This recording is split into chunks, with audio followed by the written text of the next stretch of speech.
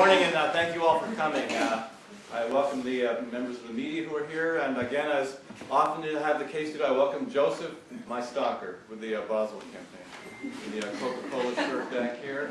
Again, having a hard time understanding just what exactly is going to come of this video footage, but I'm sure it's not going to. But I hope people are ready for a different kind of politics, and I really believe we are. A politics that focuses on a positive, hopeful vision for the future, a positive vision that tries to bring people together, an approach to politics that talks about issues.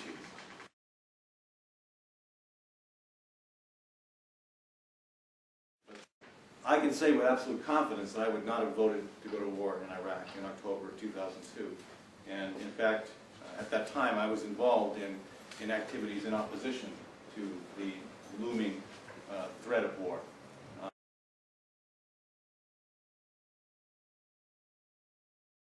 I'm very confident that if as a member of Congress I am presented with a similar scenario in the future, I will vote the right way. And certainly, what I don't understand, again, I don't understand believing President Bush in the first place. Many of us knew he was wrong. It's hard to imagine why so many members of Congress were duped. But regardless of that, let's assume that there's some rationale for that original vote. Why would you continue to support funding for the war with no timetable for withdrawal? And I've challenged with Congressman Boswell on that, and we've studied the congressional voting record very, very carefully. He says that he has voted for, I think the words are timely and orderly withdrawal 5 or 6 times. We don't know what that means. Of course, he has also supported the Patriot Act, not just the first go-around, which, again, a lot of people kind of felt, well, we got to support this because of 9/11, but when people saw how much of an invasion of our civil liberties and personal rights that Patriot Act.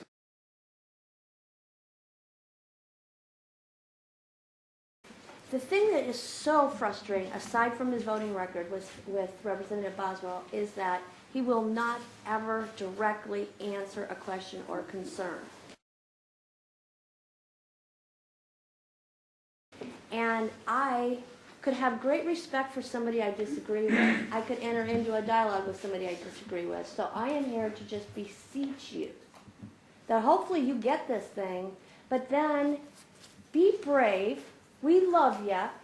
Just be honest and let us disagree, or let's do it that way, because that we can live with.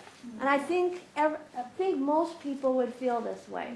Don't do the politician schmooze it thing. I mean, I'm serious. This is a real problem. I can promise you that to the best of my ability, I will always answer a question directly and truthfully. Even if I'm answering the question to a crowd that I know will be on the other side of the issue, I've done that before. It can be a little bit uncomfortable sometimes, but I find people actually respect that. They think, well, they feel, at least I know where you stand. Exactly. I've had people tell me that before when I was in the legislature. They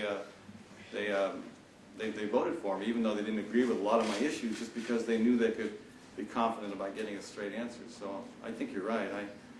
I think, again, conventional politics says that you say as little as possible that you can be nailed down on, and you try to talk in generalities and try to steer the question off into some other direction.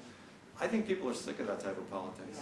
And I will do everything I can, as I have for the last 16 years, to try to be focused on a direct answer. And again, help me challenge the congressman, and others for that matter, to be as clear.